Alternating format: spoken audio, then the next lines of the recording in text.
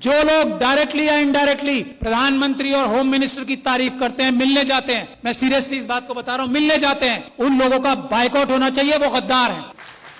क्या बात करेंगे आप आरएसएस के लोगों से जो इस बात को तय कर चुके हैं कि हमें संविधान खत्म करके मनुस्मृति लागू करनी है? उनसे क्या बात करके और क्या समझाएंगे उन्हें सिर्फ ये जाके कह सकते हैं कि हम आपके पैरों में गिर चुके हैं, हम आपकी हर बात मानेंगे, सिर्फ हमें हमारी कम्युनिटी को धोखा देने का रास्ता बता दो। कैसे हम उनसे मीठी मीठी बातें करके, कैसे जज्बाती तकरीरें देके उनको बेवकूफ बनाएं और आपकी मदद करें, ये काम कर रहे हैं जो लोग उनसे मिलने जाते हैं। ये समझ लीजिए आप, उन्होंने सारी इंस्टीट्यूशंस जो हैं हाईजैक कर ली हैं। उन्होंने हम लोगों के, खास तौर पे एससी एसटी, माइनॉरिटीज और ओबीसी के जितनी टॉप लीडरशिप है सब हाईजैक कर ली। इस बात को जब तक हम तस्लीम नहीं करेंगे हम एक कदम आगे नहीं बढ़ा पाएंगे। अपने अंदर से गद्दारों को आइडेंटिफाई नहीं करेंगे हम एक कदम आगे नहीं बढ़ा पाएंगे।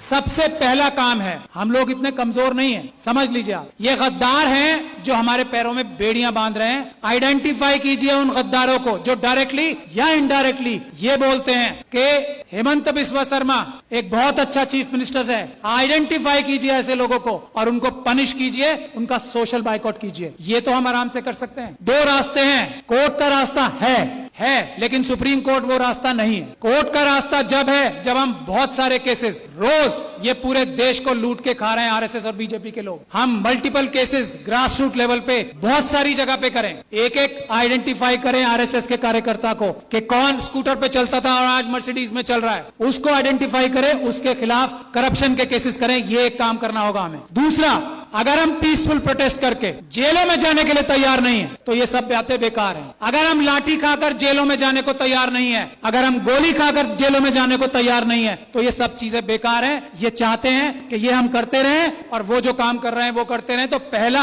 रेजोल्यूशन ये होना चाहिए कि हमें अपने देश को अगर बचाना है, संविधान को अगर बचाना है तो हमें जेल जाने के लिए तैयार रहना पड़ेगा। और जेल जाने वालों में सबसे पहला नंबर लीडरशिप का आना चाहिए, क्योंकि हम लोगों को लोग इज्जत करते हैं ना, हमारी ताकत क्या है। आज मुझे लोग इतना पसंद करते हैं, मैं क्या हूं, एक छोटा सा अदना सा वकील हूं। आज लाखों लोग मुझे सपोर्ट करते हैं, वो मेरी ताकत है। नहीं तो मेरी औकात और हैसियत नहीं है कि मैं चूं भी कर जाऊं इन लोगों के सामने। ये समझ लीजिए आप। और ये बात तस्लीम हमारे सारे एमपी एमएलए, बड़ी बड़ी तंजीमों के लीडर्स को करना चाहिए। उनकी अपनी जाती हैसियत और औकात किसी की नहीं है, मैं इस बात को तस्लीम करता हूं। आज अगर हम लोग इतनी जोर से बोल पा रहे हैं तो हमारे पीछे लोगों की ताकत है, उसकी वजह से हमें उन्हें धोखा नहीं देना चाहिए। जो अपने आप को जितना बड़ा लीडर समझता है उसे जेल जाने के लिए, गोली खाने के लिए, लाठी खाने के लिए सबसे पहले तैयार होना चाहिए आज। और जो ऐसा नहीं करता, जो इसके लिए बहानेबाजी करता है, मसलियत बताता है कि ये मसलियतन जो है ना, लफ्ज बोलने वाला गद्दार है। मसलियतन ये नहीं बोलेंगे कि मैं जेल जा रहा हूं, मसलियतन हमें प्रोटेस्ट नहीं करना चाहिए। गद्दार, बेईमान, ये हमें बोलना पड़ेगा खुल के,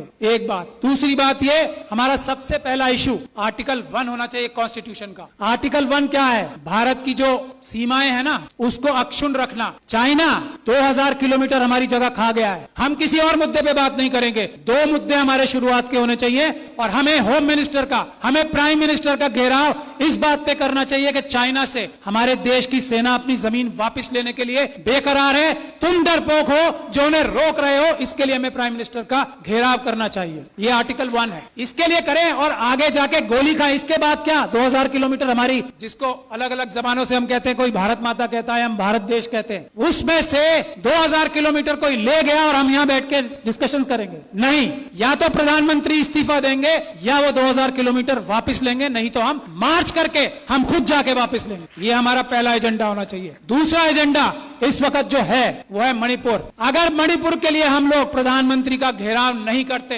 प्रधानमंत्री और होम मिनिस्टर डायरेक्टली इन्वॉल्व है मणिपुर में जो हो रहा है, यहाँ मणिपुर के लोग बैठे हैं, अरामबाई तेंगुल, मेतेई लिपुम, ये दो संगठन है आरएसएस के जिन्होंने ये सारा कारनामा अंजाम दिया है। अमित शाह साहब के साथ मिलकर जिन्होंने ये सारा कारनामा अंजाम दिया है, चीफ मिनिस्टर बीरेन सिंह के साथ मिलकर मेटिकुलस प्लानिंग से एक एक काम हुआ है। वहां पे कुछ भी स्पॉन्टेनियस नहीं हुआ है। जब तक हम इस बात के लिए कार्रवाई नहीं नहीं करेंगे। और ये जो सुप्रीम कोर्ट में कार्रवाई अभी चल रही है उससे कुछ होने वाला नहीं, कुछ नहीं होने वाला। मैं एज लॉयर सुप्रीम कोर्ट आपको बता रहा हूं, कुछ नहीं होगा।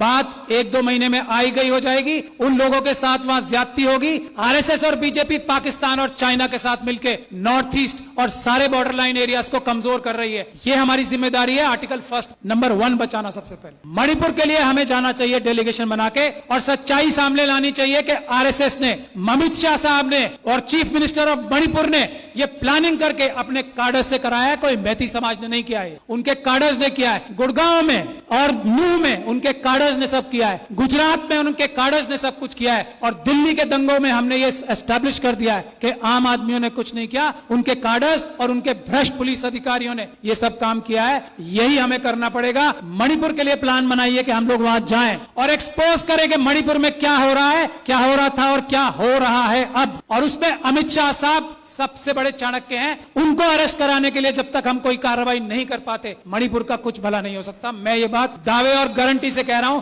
He is the main mastermind, mister Amit Shah.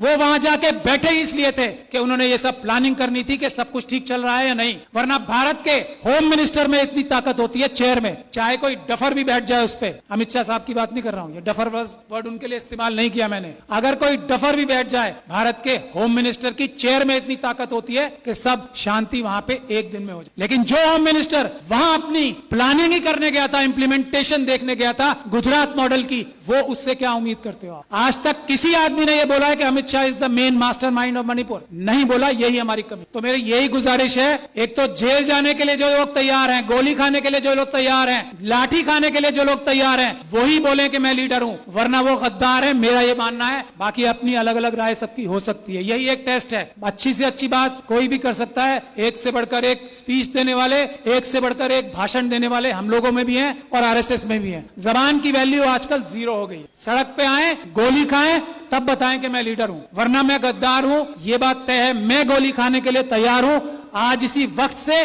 और जब आप लोग दावत देंगे कि गोली खाने के लिए सबसे आगे मैं रहूंगा, मैं ये गारंटी दे रहा हूं अपनी तरफ से। और मैं ये उम्मीद करता हूं कि इस हॉल में बैठा हर एक इंसान जो अपने आप को लीडर कहना चाहता है, वो गोली खाने के लिए, इस वक्त देश बचाना है तो गोली खाने के लिए तैयार रहना पड़ेगा। अमित शाह साहब को मणिपुर के लिए अरेस्ट कराना जरूरी है। इसके लिए हमें कार्रवाई करनी पड़ेगी। मेरी जहां भी सर्विसेज आपको दरकार होंगी, मैं वॉलंटियर करता हूं अपने आप को। बहुत बहुत शुक्रिया। जय भीम, जय भारत।